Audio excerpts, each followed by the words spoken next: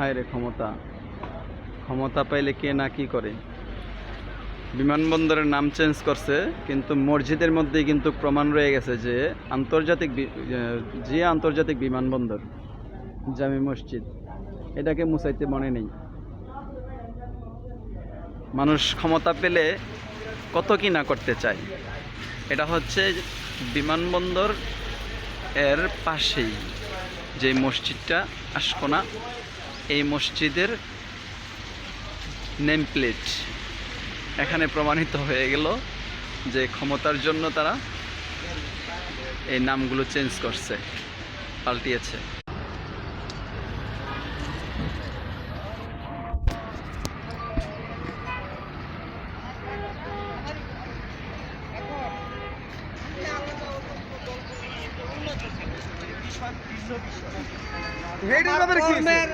আমার কর্মের জায়গায়